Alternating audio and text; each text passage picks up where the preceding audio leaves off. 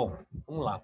Hoje a gente vai dar continuidade no que a gente está vendo, que é purificação, esse encontro, né? Que é yoga, né? Basicamente é yoga, tentar encontrar essa realidade da alma, tentar diminuir essa incapacidade de observar a alma. E a gente só diminui limpando. Então a gente no encontro passado conversou exatamente sobre isso, né? A vida é purificação, né? É limpar esse sistema que nos impede de observar essa realidade. E aí a gente hoje vai ver praticamente como a gente pode trabalhar nesse ciclo entre receber as informações, elas se distribuírem internamente, gerar uma emoção, essa emoção gerar uma ação, esse ciclo da ação, em quais momentos e como a gente pode interferir, de certa forma, limpando e tendo a capacidade de mais clareza nesse ciclo todo. É isso que a gente vai ver hoje, talvez até não dê para a gente finalizar. A ideia era finalizar esse assunto do ciclo, mas eu acho que não vai dar, porque esse assunto é um pouco extenso, mas vamos ver. Então eu vou compartilhar o slide, né, como sempre, e a gente vai conversando em cima deles. Bom, o que a gente vai ver hoje é exatamente esse ciclo da ação. Então, o que é o ciclo da ação? E aí a gente vai ver em que momento a gente pode atuar e de que forma, né, dentro desse ciclo. Captação é a forma como a gente recebe informação, através dos 5 sentidos, incluindo aí a mente como um sentido, né? A gente tem tato, olfato, paladar, audição e visão, mas a mente é um sentido, de certa forma ela também entra nesse sistema de captação. Então, uma das coisas, aquela metáfora de Kata Upanishad coloca, nós somos, o nosso corpo é a carruagem, né? O caminho é a vida, e os 5 cavalos que conduzem a carruagem são os sentidos. É bem isso, né? O que faz a gente perceber a vida e caminhar nela são os nossos 5 sentidos, 5 sentidos. Então, esse é o nosso sistema de captação. A gente capta e conecta, né? Então, agora, nesse exato momento, tem barulhos que com certeza devem estar próximo de vocês, que estão sendo, de certa forma, captados, mas não há conexão. A imagem periférica dos olhos, né, existem várias informações que estão no meu entorno, mas eu não estou conectado a elas. Se eu olhar um pouquinho para o lado e observar alguma coisa, no momento que eu observo, e gera uma conexão com algo. Então, a gente tem 2 formas. A captação, que é um pouco mais ampla. Por que mais ampla? Porque existem informações que estão entrando, mas que eu não tenho conexão, mas elas entram. Então, se eu tiver agora alguém brigando, gritando ao lado, né, eu posso não estar conectado com essa informação, mas ela está entrando.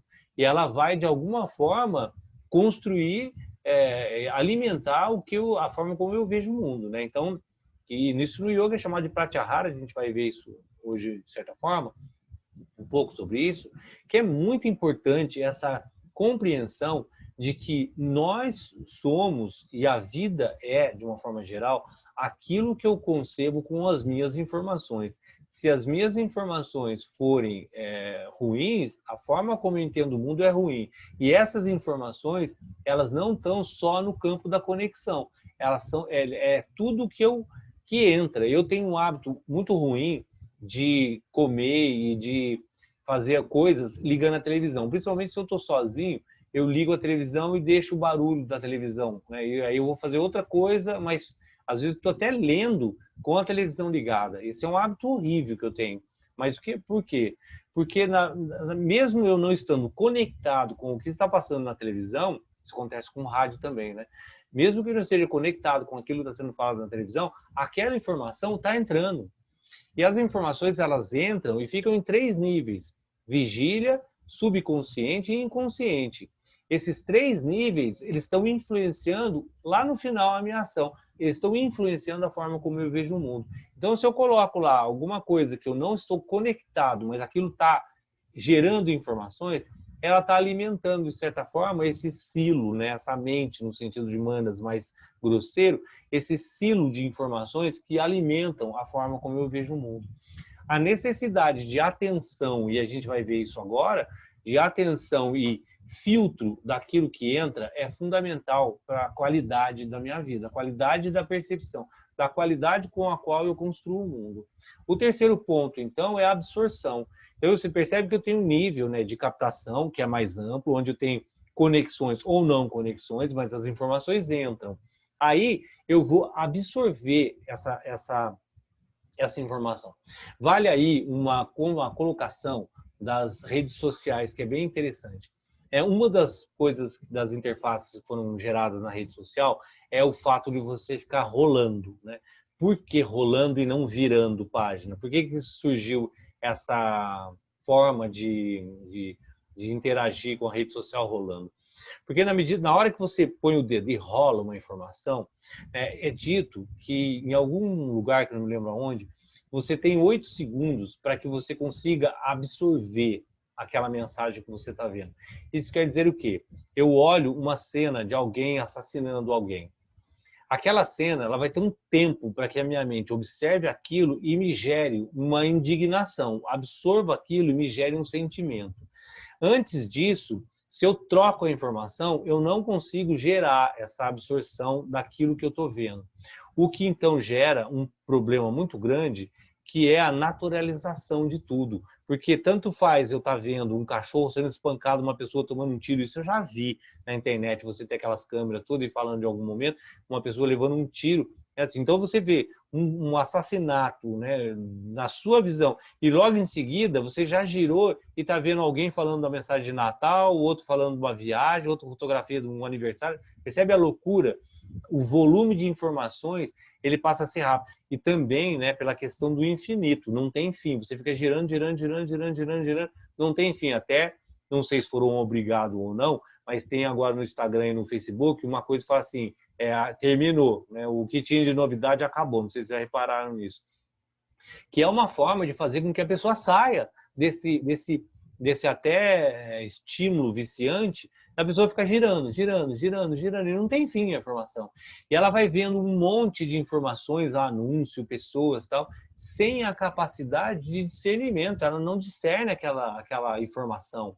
Então, da mesma forma da fotografia, de um passeio com um assassinato, aquilo passa e não dá tempo para a mente absorver. Então, a gente tem um nível de captação, percebe que a rede social trabalha muito bem isso, né? Esses níveis de interação, né? Captação, conexão, aquilo que eu conecto, e aí é um instrumento da propaganda, né? Fazer com que você se conecte com aquela mensagem.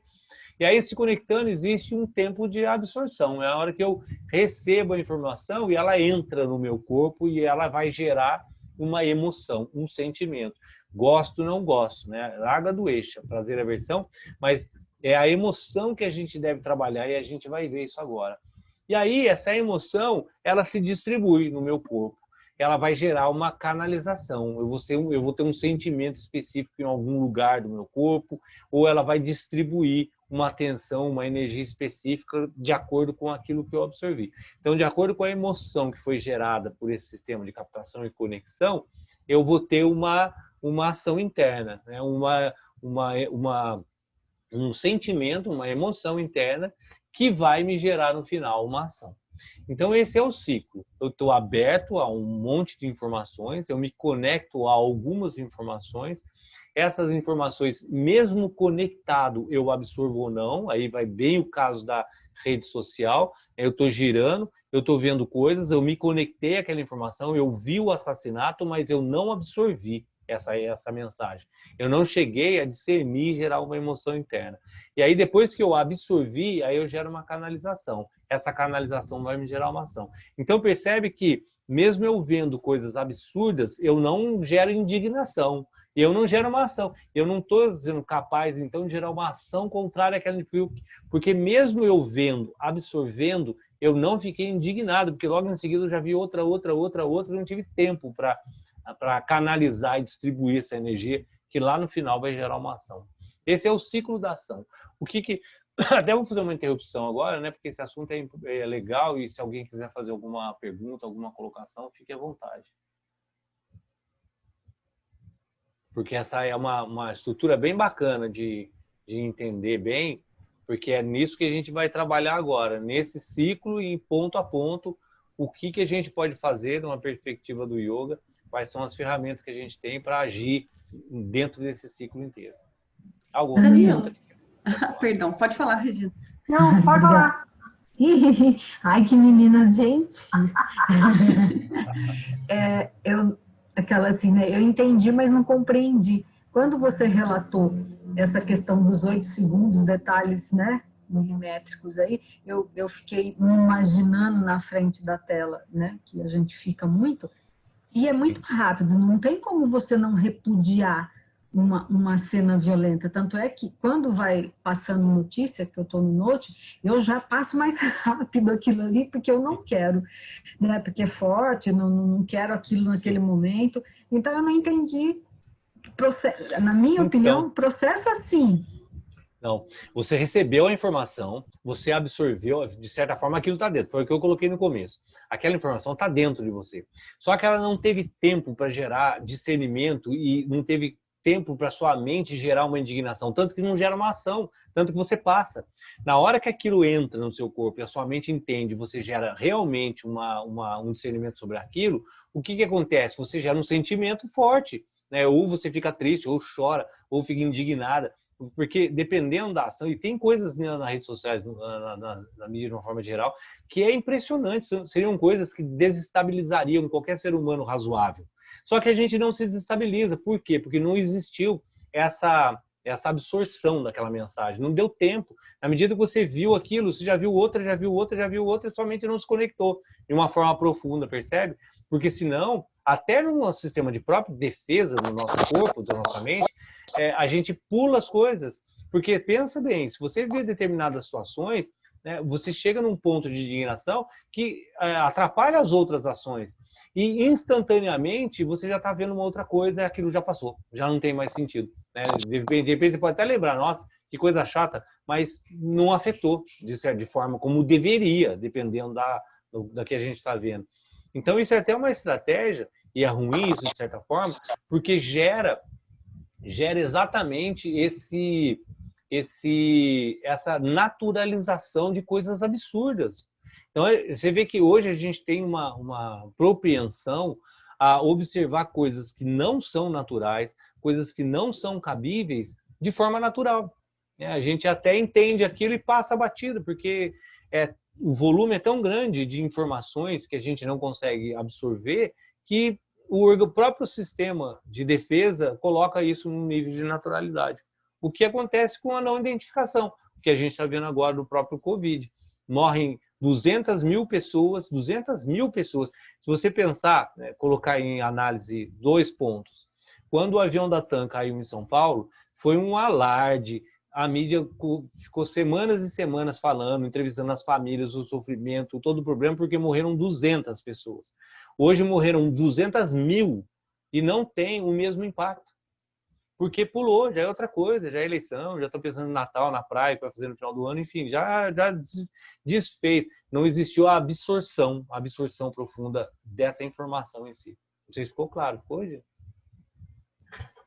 Mais ou menos. Não, apesar de que isso influencia. Não estou dizendo que isso não entra na sua cabeça. Entrou, né? Influencia a sua vida. Mas não existiu a reação pertinente à informação no qual você está vendo.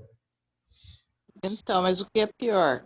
É entrar e não reagir, ou reagir, processar e passar adiante da sua mente? Então, o que a gente vai ver agora, o melhor é evitar, o melhor é filtrar, é não ter essa informação, é não estar exposto a essa quantidade de informações no qual a gente está hoje. O que isso atrapalha muito a forma como a gente concebe a existência, porque tira exatamente esse grau de discernimento do que é realmente que a gente deve fazer ou não. Essa pergunta que você fez, o que fazer? Eu devo reagir ou não? Claro que não é possível a gente reagir ao volume de loucuras que a gente tem acesso a vida inteira. Isso gera uma instabilidade. No final, o que a gente está buscando? Né? O início desse estudo chama Alcançando a Paz. O que significa alcançar a paz? Significa manter esse sistema no qual a gente existe, né, através dele, estável. Né? Como eu vou manter o meu sistema estável com esse volume de loucura no qual eu estou preso, no qual eu estou exposto, percebe? Então, o princípio básico, e aí por que as Upanishads principais são chamadas Upanishads da floresta? E por que o conceito de ashram? Porque você se retira.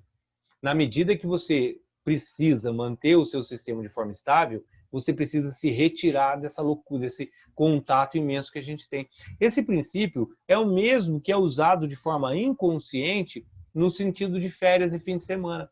O que naturalmente a pessoa faz? Ela tenta buscar montanha, praia, algum lugar onde ela se retire do ambiente que ela está para tentar se recarregar e reestabilizar. Só que isso está de forma inconsciente. Aí o que acontece? Ela sai, vai para a praia, lotada com música, com funk, com briga, com tudo igual, né? Não adianta nada. Mas a ideia orgânica é se conectar com algo estável da natureza, né? E sair desse volume imenso de informação. Então, Cristina, no final não é uma questão de reagir ou não reagir, é uma questão de filtrar, eliminar a quantidade de lixo que a gente está exposto. E aí, em todos os sentidos, isso que a gente vai ver agora, tá? Essa contenção, né, de informação, de comida, de tudo, né, no qual a gente está exposto. E por isso existe um desequilíbrio bastante grande, né, na forma como a gente vê o mundo, de forma geral. Beleza? Tá tranquilo? Fica à vontade para perguntar, gente. E é um processo muito sutil também, né? Muito, porque o que a Regina falou é claro. Você viu, aquilo de certa forma te afetou. Não existiu uma absorção clara, mas está te afetando, né? Não tenha dúvida. E eu também penso assim, como você falou, você tem que filtrar, porque na virada parece que você é obrigado a saber de tudo que está acontecendo no mundo. Política, educação, saúde, economia, tudo. A Júlia, minha filha, fez um comentário nesse fim de semana também bem interessante. Além de você ter que, né, se obrigar a ter um acesso de informação, a gente é cobrado, de certa forma, a gerar atitudes, a gerar posicionamentos sobre várias situações no qual, às vezes, a gente nem está entendendo o que está acontecendo e, de certa forma, a gente tem que ficar se posicionando, é cobrado a uma posição. Isso é muito destrutivo, né? Numa busca de harmonia, de estabilidade, né? Porque é muito lixo, é muito lixo. E eu acho que você pensa assim também que filtrar significa que você tem que escolher, né? Se afastar mesmo e né? Ver o essencial e... O grande problema da filtragem é a incapacidade de observar aquilo que deve ser filtrado. Porque a gente está tão louco, tão perdido nesse sistema, que a gente não tem nem a capacidade de avaliação. Então está simplesmente entregue a um sistema muito louco. Verdade. Ele, você ia falar alguma coisa? Pode ficar à vontade.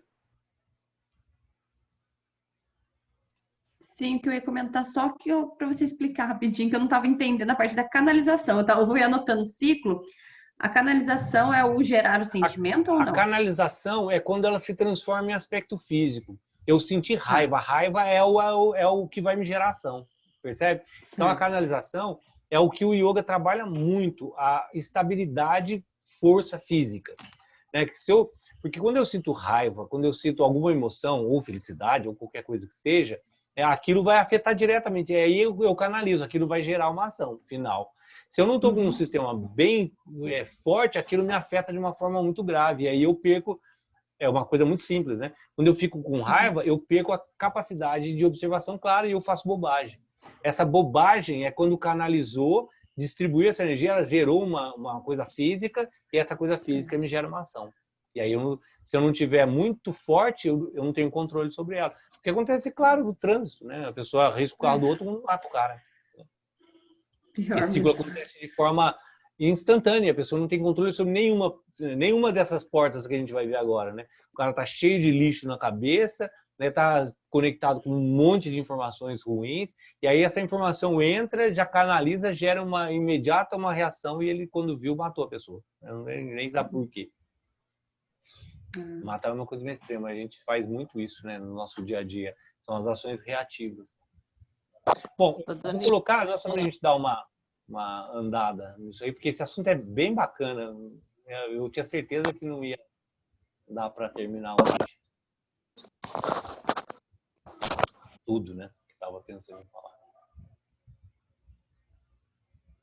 Então, vamos lá, continuando, a gente viu o ciclo da ação.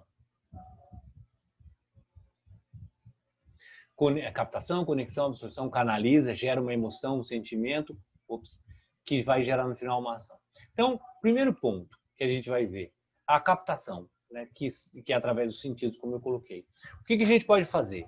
Limpeza física. Eu preciso ter o meu sistema recebendo informações de forma correta. Então, isso é uma outra coisa também que tem no yoga muito legal, que é os kriyas. Os kriyas são para limpar o intestino, limpar o ouvido, o olho, limpar os trataka, todas as ações, né, que são chamadas de kriya, kriya significação, todas as ações que fazem para limpar. E aí, para quê? Né? Por que você vai fazer algo, e lá tem, né, você escovar dente, limpar o dentro de milhares de anos da forma como era concebida naquela época, né? Claro que hoje evoluiu bastante, muitas práticas não precisam ser feitas como estão nas escrituras, que não existe o menor sentido, mas o fundamento é limpar, purificar o seu corpo. Por quê? Né? Por que essa preocupação tão grande do yoga em limpar o seu ouvido? Porque o seu ouvido traz a informação auditiva para você construir o mundo. Se eu enxergo de forma errada, se eu tenho um ouvido de forma errada, eu concebo o mundo da forma como eu tenho informação. Percebe que é uma estrutura muito clara, né? Como é que eu concebo o mundo? Através da informação que eu adquiro pelos sentidos. Se os meus sentidos alteram a forma como eu concebo o mundo, eu concebo o mundo de forma diferente. Eu não vou nem colocar melhor, pior, né? Porque essa é uma questão mental. Eu vou colocar de uma forma diferente. Você vê o mundo de um jeito, eu vejo de outro. Por quê? Porque os meus sentidos entendem, e aí coloca a mente como um sentido, entendem, recebem essas informações diferentes. Então, se eu não enxergo, a forma como eu entendo o mundo é diferente da forma de quem enxerga. Não é melhor nem pior. É diferente, porque eu tenho informações diferentes. Percebe? Então, quanto mais equalizado esse sistema de recepção, os sentidos limpos e funcionando de forma harmônica, mais clareza eu vou ter na recepção das informações. Então, primeiro passo, cuidar do seu corpo, veículo, para que ele receba as informações de forma correta ou de forma mais estável e mais limpa possível. Olha, é interessante parar para pensar sobre isso, porque se eu não cuido do meu corpo de forma suficientemente bem, eu vou estar interferindo na forma como eu vejo o mundo. Tudo isso, no final, gera um ponto. Eu vejo o mundo da forma como as informações estão dentro de mim. Esse é um ponto mais importante para a gente entender em tudo isso que a gente está falando, né?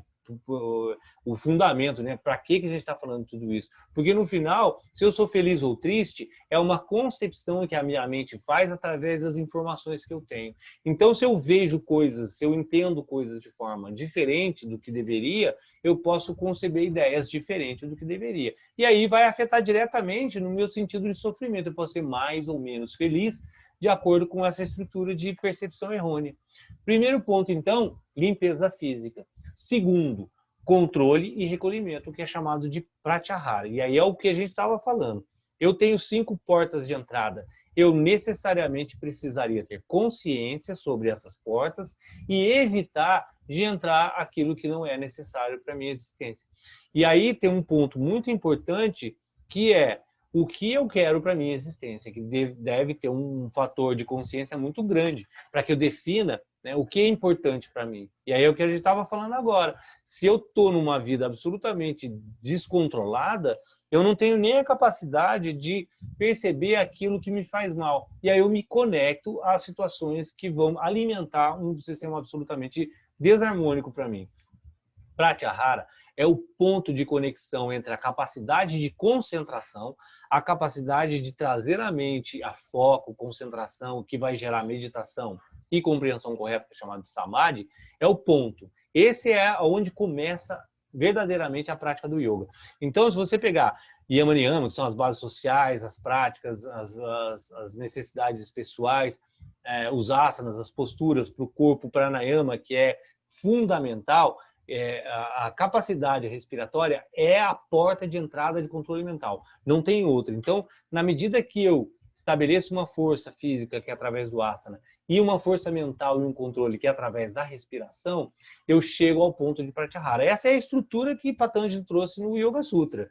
Yama, Niyama, Asana, Pranayama, Pratyahara. Pratyahara, que é chamado final da prática, Bahiranga, na prática externa, ele é o ponto onde eu consigo ainda exercer uma prática, exercer uma ação, no qual eu consigo trazer a minha mente no estado de concentração, que vai levar à meditação.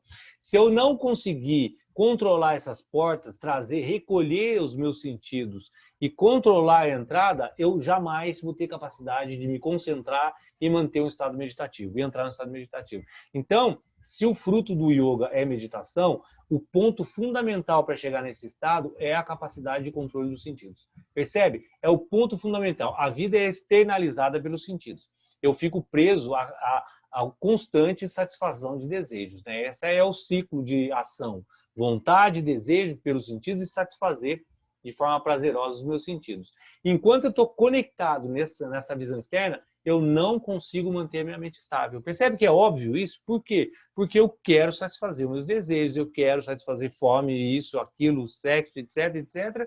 A minha mente nunca entra num processo de estabilidade. Porque sempre eu estou absolutamente entregue a esse constante satisfação de prazer. E recebendo informações. Porque se eu quero ser jogador de futebol, pagodeiro, rico, milionário, morar na Europa, as informações que eu vou recolher, e meus sentidos vão estar sempre voltados a isso, é esse volume. É o que eu posso fazer para ser rico, famoso, pagodeiro, e etc.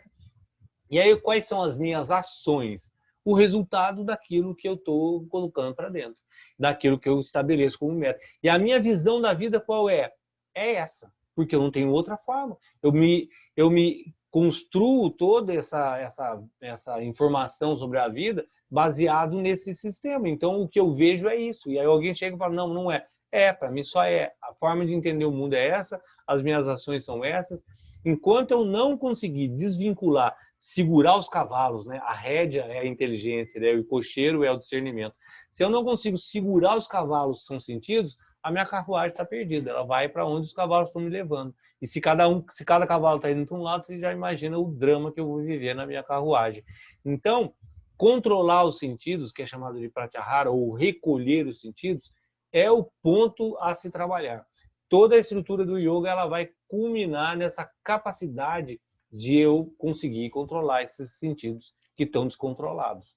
E para isso eu preciso ter um filtro muito grande daquilo que das informações que estão entrando.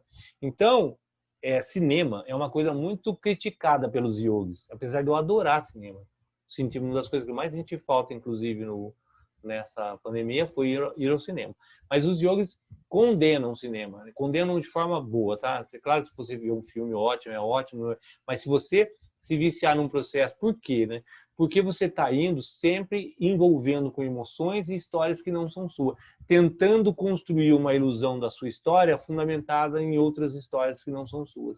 O que gera aquilo? Um profundo atrapalhamento na forma como você vê a vida. Porque você vê um filme lindo, um cenário lindo num país lindo, com pessoas lindas, com tudo lindo, o que você espelha a sua vida? Você quer aquilo. Só que se você mora em um lugar absolutamente diferente daquilo que você se espelha, está espelhando, gera uma profunda frustração, o que vai gerar um sofrimento, o que gera uma percepção errônea da vida. Porque daí eu quero aquele cenário, eu quero ser aquele ator, eu quero ser aquele amor, eu quero construir a minha vida baseado naquelas histórias que não são a minha. Percebe a desconexão que isso traz? E aí você envolve isso a um monte de outros fatores externos, gera profunda frustração, ansiedade, depressão e todos os transtornos que a gente está vivendo hoje de uma forma clara, porque existe uma desconexão com aquilo que a gente realmente deveria estar buscando, que é a minha existência, a minha vida, que não tem nada a ver com a vida de Hollywood, que não tem nada a ver com o ator X ou Y, que não tem nada a ver com o amor que eles pregam que eu deva ter e eu não tenho. Percebe? Então, controlar a entrada, que é chamado de recolher ou controlar pratyahara, é o segundo ponto. E aí, percebe que essa ordem que eu coloquei aí nem foi proposital, mas está numa ordem bem interessante, né? Porque primeiro eu tenho que limpar meu corpo. Segundo, eu tenho que controlar meus sentidos, que é pratyahara. Terceiro, que já foi até colocado aqui, aquilo que eu me associo, né? Talvez possa ter até antes de pratyahara isso. Ambientes, pessoas e gunas, né? Gunas são os modos da natureza, eu já falei algumas vezes aqui, mas vale sempre lembrar. O universo é constituído por 3 movimentos, 3 modos, 3 qualidades: movimento, ação, inércia e estabilidade, harmonia. Gunas é ação, que é chamada de rajas, paixão, movimento, vontade, etc. Tamas, que é inércia, escuridão, ignorância. E sattva, que é bondade, harmonia, estabilidade. Tudo, absolutamente tudo no mundo é composto por esses 3 elementos de forma diferente.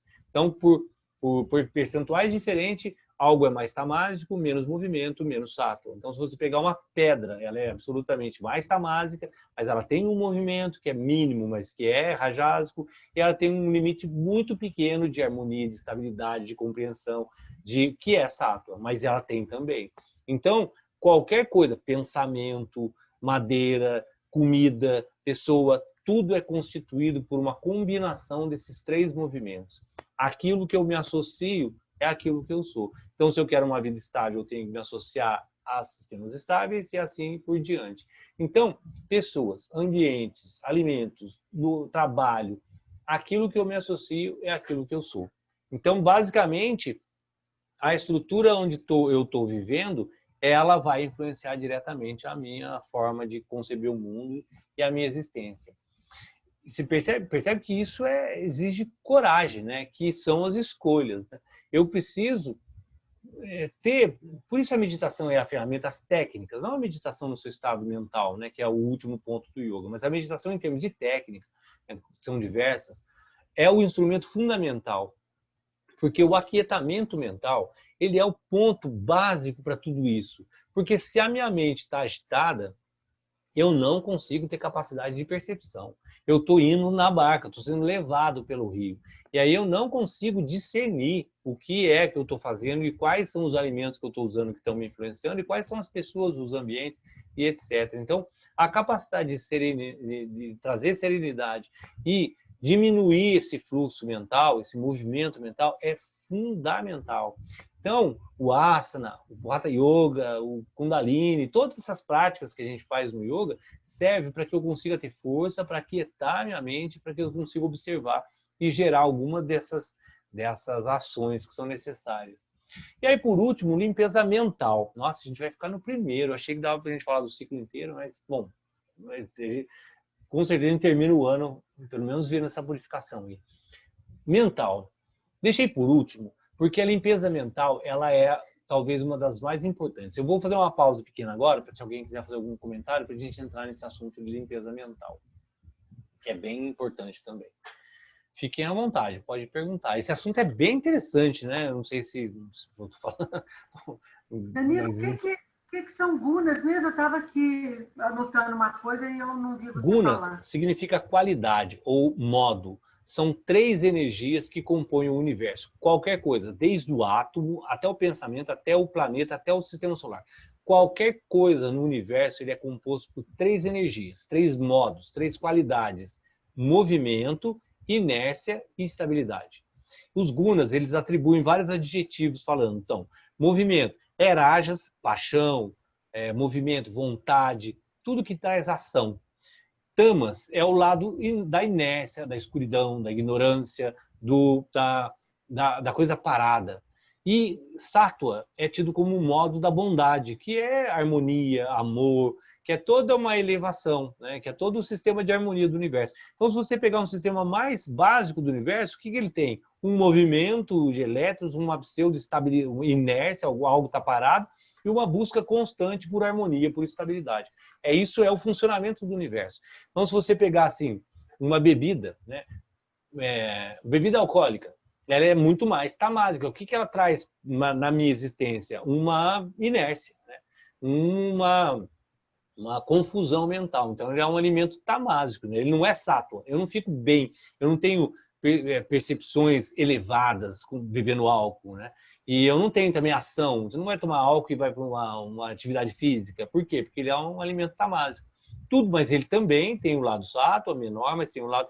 Então, estou dando um exemplo de bebida para entender que qualquer coisa, um pensamento, ele está fundamentado nesses 3 sistemas, nesses 3 modos. Então, entender isso é assim, essa é uma das matérias mais importantes, inclusive, da tradição do yoga, porque entender isso é entender a estrutura fundamental da existência do universo. E aí, na medida que você entende isso, aquilo que você se associa dentro desses modos é aquilo que você é. Por isso não come alho, cebola, em algumas religiões, algumas filosofias, porque o alho ele agita, ele é muito rajásico, então tira a capacidade da mente dela ficar estável, assim como a cebola. E aí, se você pegar várias estruturas dentro da nossa prática, de uma forma geral, tirando o yoga, elas são concebidas baseadas nisso, mesmo que de forma ignorante, mesmo que ignore o fundamento, ela é concebida baseado nisso. Eu não faço determinadas coisas porque aquilo vai agitar ou levar a uma inércia. Então, eu preciso manter estável, eu tenho que me associar a esses modos, que todos são necessários, tá?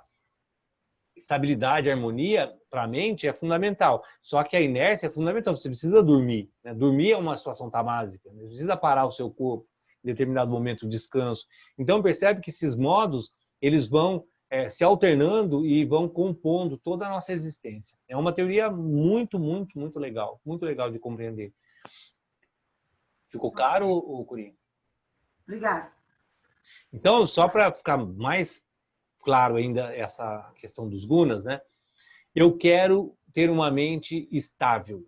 Eu bebo, eu uso Red Bull, eu corro o dia inteiro, eu faço um monte de coisas que agitam, ou, percebe? Nunca sua mente vai ser estável. Então, se eu quero coisa estável, eu preciso ter uma alimentação estável, um ambiente estável, o meu entorno e aquilo que eu coloco, porque eu me alimento de uma forma geral, tem que ser estável, senão minha mente nunca vai ser estável. Então, eu preciso, estou muito agitado, eu preciso dormir, descansar, repousar. Qual é a associação que você deve fazer? Tamásica, você precisa parar o seu sistema. Então, se eu agitar mais, não tem jeito. Não tem como eu colocar coisas estáveis, harmônicas, sendo que eu preciso parar. Percebe? Então, se eu tiver essa compreensão, eu me associo em todos os sentidos a esse sistema de funcionamento. Eu vou entender que meu corpo ele funciona baseado nisso. E aí é uma coisa matemática. Eu não consigo atingir. Eu preciso de agitação. Eu estou num trabalho, eu preciso usar de sistemas de movimento e não de sistema tamásico ou de harmonia. Então, não é que uma coisa é melhor que a outra, é a composição, como funciona o universo. Beleza, Corinho? Se alguém quiser perguntar, fica à vontade, tá? Não, tudo bem. E mesmo assim, a gente vivendo nesse mundo louco, maluco, é difícil, né? Mesmo você tentando de todas as formas equilibrar isso, né? É porque o tentando de todas as formas, ele é relativo, né? Porque, na verdade, a gente não tenta de todas as formas. A gente está meio que empurrado num sistema no qual a gente não tem muita o que escolher. Porque, com certeza, todos nós estamos aqui... eu falei errado, não é tentando de todas as formas, mas mesmo tendo isso claro...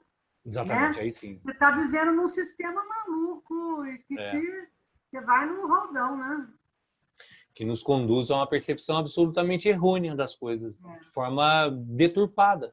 Isso acontece de uma forma, a gente está vendo isso natural nessa fase de transição que a gente está vivendo, entre uma situação que era, né, da era de peixes, de conhecimento, tecnologia, transmissão, etc, etc. E essa era nova já não é mais importante tanto o conhecimento, a transmissão, os ídolos, as tradições, as situações, mas sim ser aquilo, né? É bem essa questão de ter e ser, né? Que é usado muito, né? Era ter, era acumular, era conquistar, é ter informação, é ter. Agora, essa era nova que a gente está vivendo, ela se fundamenta em, não é, você não precisa ter mais, agora você precisa ser, né? Não é volume de informação, mas é a qualidade no qual você aplica a informação na sua vida, né? Não é mais você construir coisas, tecnologia, você tem à disposição milhares de informações. Se você pegar nós e pegar o Einstein e pegar o Darwin e pegar qualquer cientista da Idade Média, a capacidade, a conexão que ele tinha com informações é infinita, infinitamente menor que a gente. O acesso que ele tinha à informação, a livro, a qualquer coisa, era absolutamente menor. Pode ser que o que ele tinha de informações é quase que uma situação primária para que a gente tem hoje. E qual é a capacidade que a gente tem de desenvolver o que eles desenvolveram, percebe? Hoje, o acesso à informação e o volume de informações que eu tenho disponível através da internet, etc., é infinitamente maior que qualquer um deles. Só que eu não consigo fazer o que eles fazem.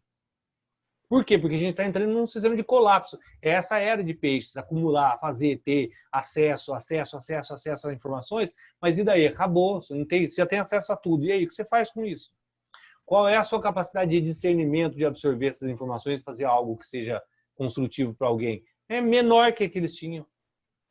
Então, essa era que a gente está vivendo agora, essa transição, né, ela é muito dificultosa para a gente lidar com todo esse volume de coisas que estão acontecendo, né? A gente não está nem entendendo muito bem o que está acontecendo, de certa forma, né? Coisas que já nem existem mais, mas estão perdurando aí, porque a gente não consegue largar, né? O puro apego. Então, qual é o instrumento mais importante hoje? Aquietar a sua mente. Respira, treina, abaixa o volume de informações, estabeleça uma meditação repetitiva, japa.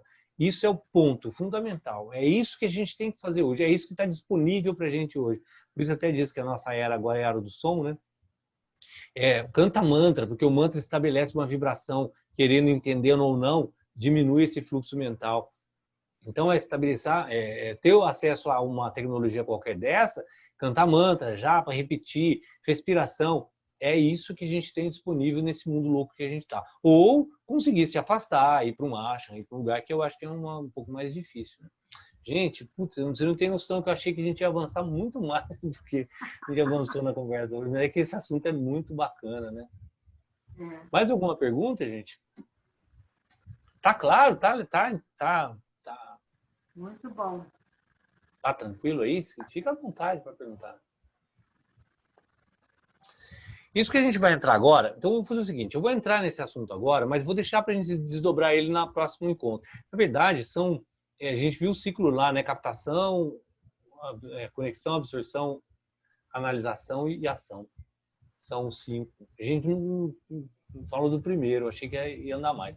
E, na verdade, a gente não vai conseguir nem o primeiro. Porque eu vou colocar aqui para vocês verem, vamos ver, né? Pelo menos eu coloco agora, mas a gente fala melhor sobre isso no próximo encontro. Porque o que a gente vai ver agora, né? A limpeza mental. O que significa essa limpeza mental? As impurezas mentais, elas são as emoções que nos geram lá no final, que vai gerar essa canalização de energia. Ciúmes, raiva, medo, culpa, orgulho, possessividade, todas essas emoções que nos tiram a clareza, né? Por que elas são impurezas, apesar de ser natural? Ninguém pode viver sem raiva, sem medo, sem culpa, isso é natural do nosso sistema. Mas por que ele é tido como uma impureza? Porque ele atrapalha a forma de a gente ver o mundo de forma objetiva. Todo mundo já teve ciúmes na vida e vê o quanto a ação é deturpada com esse sentimento. Raiva, medo e etc., não preciso nem discorrer muito, todo mundo sabe que se você tiver sob o efeito da raiva, de medo, de culpa, orgulho ou qualquer um desses sentimentos, a ação é absolutamente distorcida. Quando você elimina ou passa por esse sentimento, você vê lá na frente que a sua ação poderia ter sido diferente. Quase que invariavelmente melhor do que quando você age com essas emoções. Então, de certa forma, controlar esse sistema é fundamental. Não tem jeito. Mas você tem como, até tem jeito, né? Para os grandes almas, para os santos é assim, mas para nós, pelo menos para mim, não tem jeito. Então, o que eu tenho que fazer? Saber lidar com essas emoções, observar, ter a capacidade de observar, e não chegar a gerar uma ação lá no final. E aí eu coloquei alguns exemplos aí que eu achei bem legal a gente colocar, que até de um outro estudo, mas eu acho que é legal colocar aí, que pode ser de várias emoções, mas eu coloquei algumas só para ter uma ideia de como a gente traz isso para um aspecto prático. Como é que eu trato egoísmo? Como é que eu deixo de ser egoísta? Através de uma ação de caridade. Ajude isso, várias religiões, inclusive o Espiritismo fala muito sobre isso. A ação caridade é uma prática. Eu já falei isso várias vezes também, né? A ação na caridade é uma prática. Então, eu me torno menos egoísta na medida que eu consigo exercer essa ação de caridade com as pessoas. Então, não entenda a caridade como um modo de bondade, mas sim como uma prática para fazer com que você diminua essa percepção egóica da vida. A autocondenação, que é uma coisa muito comum da gente se culpar, de achar. Então, qual é a forma da gente se livrar da autocondenação? meditar sobre a causa é relacionada a um automatismo mental. Eu reajo porque tudo isso que eu falei, todas as informações, tudo que está guardado dentro da minha mente, elas geram automaticamente uma ação de forma inconsciente várias vezes, ou subconsciente. Eu olho uma coisa, as informações que eu tenho dentro de mim dão uma percepção daquilo que eu estou olhando e geram automaticamente esse ciclo de ação no qual eu vou agir de forma condicionada, automática, na maioria das vezes. Então, muitas vezes eu estou agindo não porque eu sou uma pessoa má ou boa, porque automaticamente a minha mente está agindo de forma sozinha. A mente funciona sozinha, ela pensa sozinha. Então, quando eu começo a meditar sobre as causas do que eu fiz, muitas delas foram feitas por um sistema automático da mente. Não era vontade minha. Se eu tivesse mais controle sobre esse sistema, menos informação, uma mente mais clara e mais objetiva, eu teria agido de forma diferente. Então, eu passo a não me condenar mais por aquele ato. E aí a condenação, ela passa a não ser da pessoa, mas do ato que ela fez.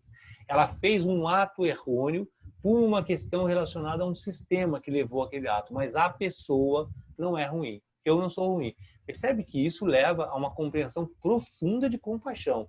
Perdão e compaixão estão diretamente relacionadas a essa meditação sobre o automatismo mental. Muitas das vezes, quando Jesus está na cruz, pregado, e ele ora para as pessoas e fala, perdoe, eles não sabem o que fazem, porque ele tem essa capacidade de caivalha, de estar fora, observar o mundo de forma fora, a consciência fora do corpo, no qual ele vê que as pessoas estão agindo de forma automática. A mente delas está levando aquela ação, mas no fundo elas não são ruins. É lindo isso, gente. É muito importante meditar sobre isso, porque você só para de culpar e condenar as pessoas quando você se livra dessa autocondenação. Porque no final a gente acaba projetando para as outras pessoas aquilo que está nos incomodando.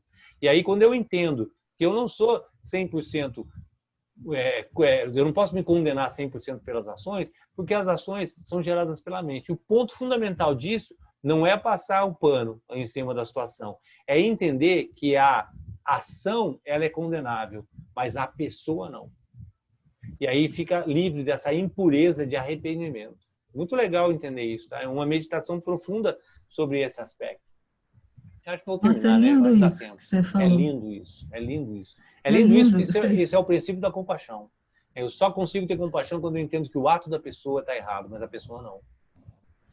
É quando aquela frase que você falou me veio. Entenda a história daquela pessoa antes Sim. de fazer, enfim, qualquer julgamento. Exatamente. E isso ficou tão claro para mim, muito obrigada aí pela Mas como que eu vou entender a história da pessoa quando eu entendo a minha? Quando eu me volto a fazer a autoanálise sobre as minhas ações que elas são condicionadas, quando eu tiro da minha visão esse aspecto de autocondenação, eu paro de condenar as outras pessoas também.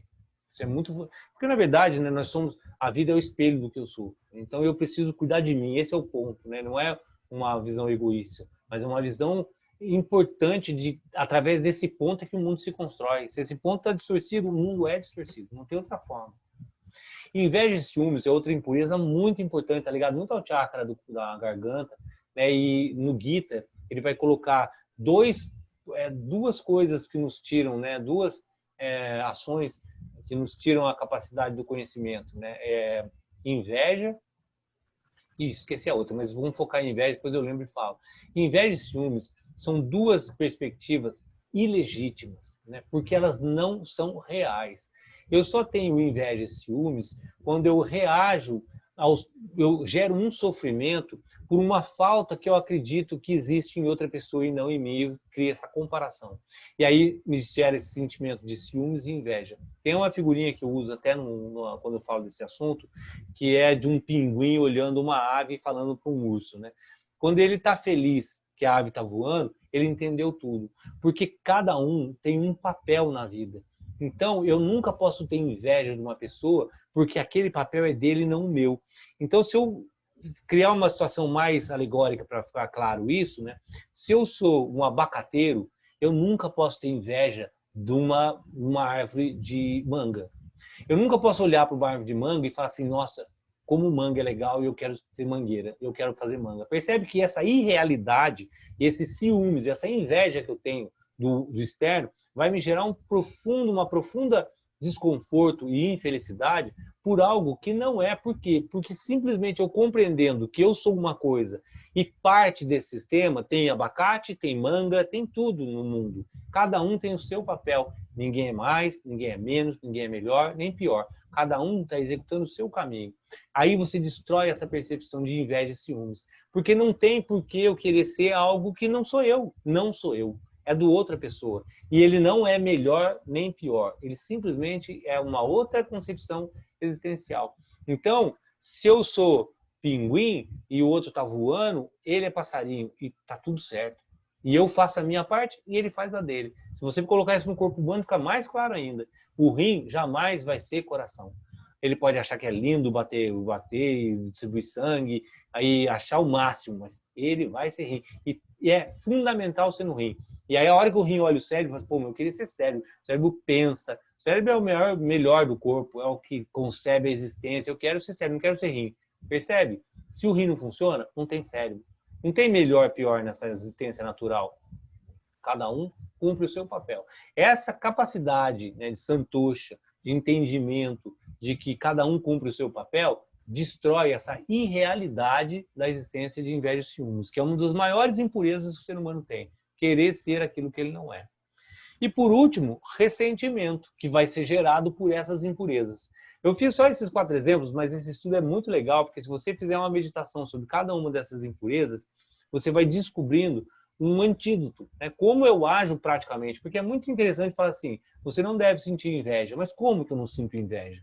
Através da compreensão do que é a inveja. E aí, quando eu começo a trabalhar, meditar sobre essa compreensão, eu vou naturalmente desconstruindo esses sentimentos que me trazem profundo desconforto. Ressentimento. Como é que eu elimino o ressentimento, que no final se torna raiva e ódio e etc.? Nutrindo o pensamento oposto. Isso pode ser muito suado, até está colocado aí, Dayananda Sarasvati fez esse comentário, e colocado que isso pode soar falso. Porque senão soa aquela coisa de filme, de autoajuda. Ah, pensa positivo que vai dar tudo certo. Não é isso. É o princípio da repetição. Se eu tenho um sentimento negativo, eu elimino ele na raiz antes que ele se torne um sentimento maior. De que forma? Nutrindo algo oposto. E no começo é falso, porque ele não é. Eu sinto aquilo, eu sinto raiva, eu sinto ressentimento, eu estou pensando o contrário, mas eu não estou sentindo o contrário. E aí soa como falso.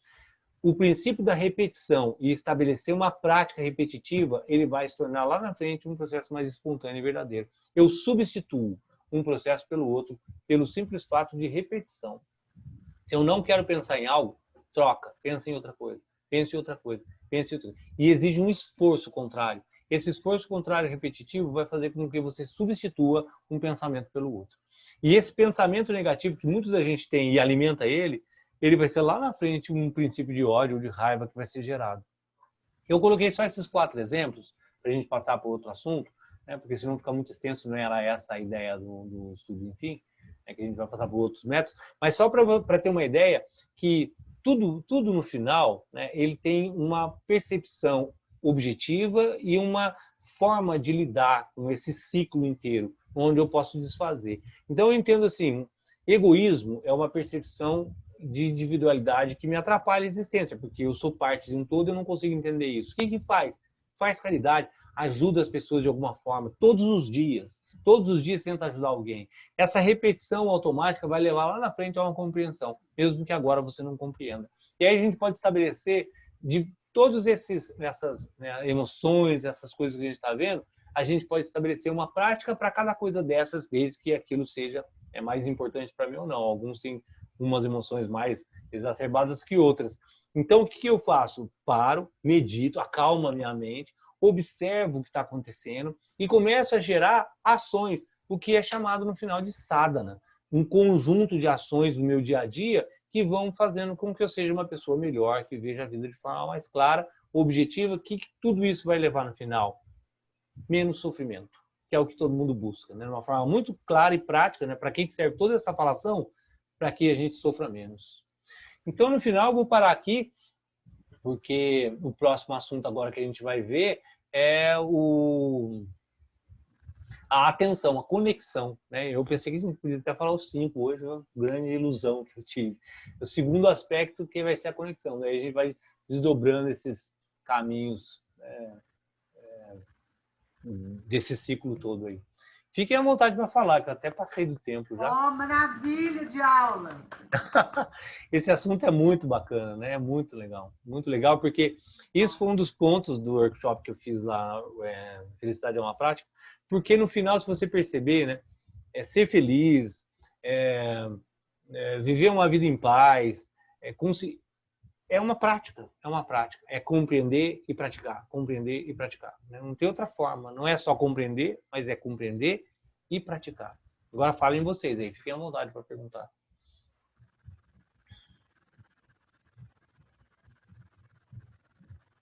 Você é um aprendizado, né, Danilo? Não é fácil, não. Como diz a minha irmã que fala para mim, Cori, você não está de férias nesse planeta, não, minha filha.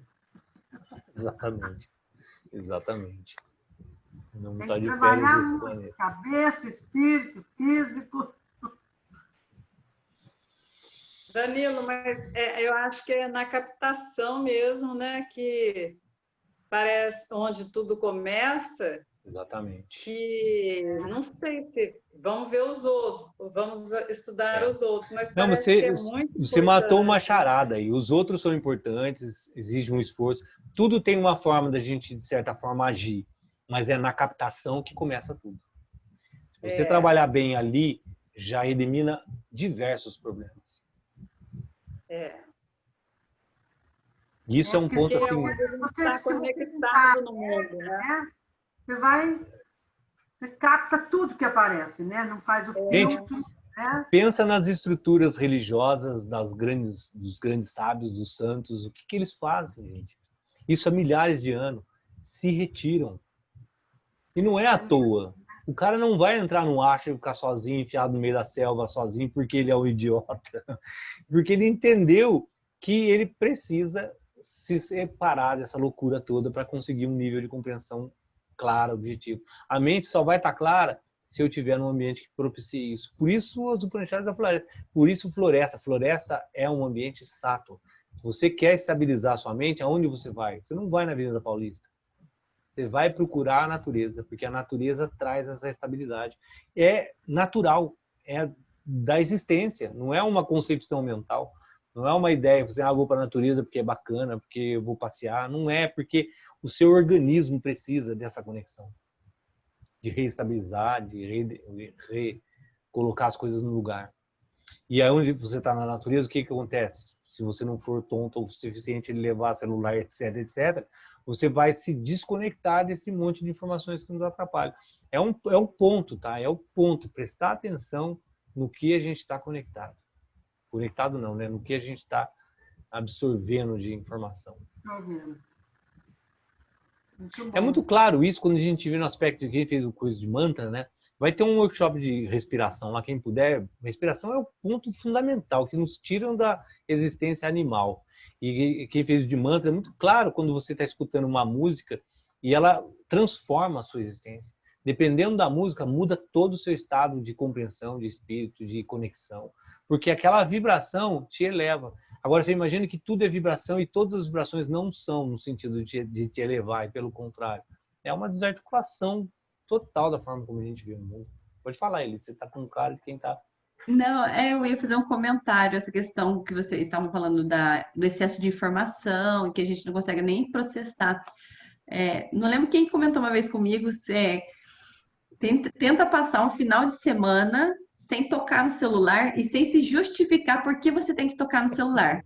A pessoa fala assim, eu consigo ficar algumas horas, passar uma tarde, mas passar um sábado e um domingo inteiro sem tocar o celular, a pessoa vai ficar se justificando, eu tenho que ver se tem uma questão do trabalho, eu tenho que falar com fulano de tal, se eu não tiver o celular, eu não consigo me comunicar com ninguém. A dificuldade que, não, obviamente não é de todo mundo, tem gente que nem celular não tem, mas assim, o quanto que a gente fica, por exemplo, apegado a celular com internet. Sabe o que é isso, né? Vício. A gente está muito associado, vício é cigarro, bebida, droga, isso é vício. Tão ruim quanto droga, bebida, cigarro. A gente se torna viciado quando repete constantemente uma situação sem controle. Essa necessidade de estar no celular é um vício e você tem que tratar ele como um vício e a pessoa não consegue, né? Quando passa na televisão, tem até agora a mulher que joga e ela não consegue entender que jogo é um vício, porque a gente não consegue entender que a ação repetitiva é viciante e torna a gente viciado.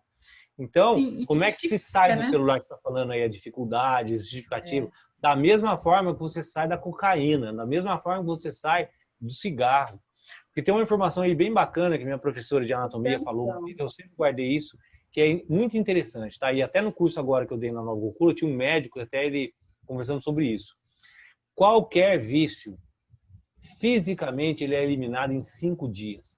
Qualquer vício, cocaína, crack, maconha, Coca-Cola, 5 dias você elimina o vício físico.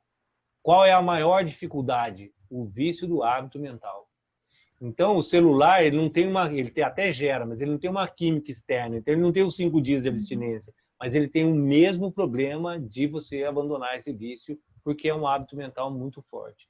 Então, você tem que tratar isso como um vício, tratar isso e entender que nós somos viciados em diversas coisas.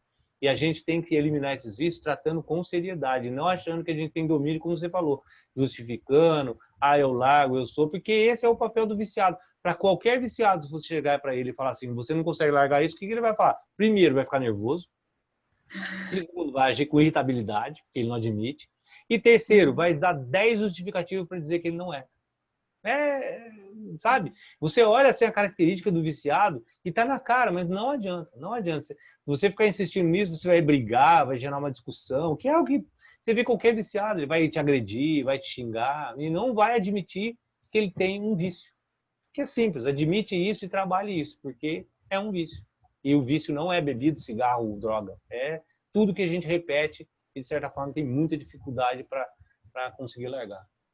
É o vício da informação ali, né? Inclui pensamento. São pensamentos que nos viciam. Às vezes um pensamento negativo e tal, que a gente alimenta aquilo e não consegue largar aquilo. Várias situações que você colocar na vida, você vai perceber que a gente tem vários vícios aí difíceis de largar.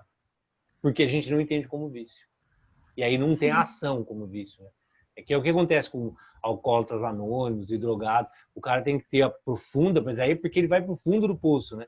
Aí ele tem a profunda compreensão de que ele é um viciado e ele começa a gerar várias ações para largar aquele vício. Mas tem que passar por uma escola difícil. Né? Como esses vícios não tem uma, não tem uma ação muito ruim, é o mesmo, é o mesmo. Da condenação, né? Que a pessoa que condena o outro, ela tem que parar de se condenar também, né? Exatamente. Eu até anotei isso daqui. Como que eu paro de condenar o outro? Mas eu tenho que identificar a causa e você também tem que parar de se condenar. Exatamente. E o princípio do vício é isso. O princípio do vício é a ação, não sou eu. Eu não sou um cara que não consigo olhar o celular, porque quando eu era criança eu não tinha celular. É a ação, não é a pessoa. Se eu entendo isso, que é exatamente o ponto que você falou, tira a autocondenação e trabalha objetivamente no ponto, né? Eu preciso controlar esse vício de alguma forma, substituir ele de algum jeito. Pega a posição de observador, né? E medita em cima e trabalha em cima, né?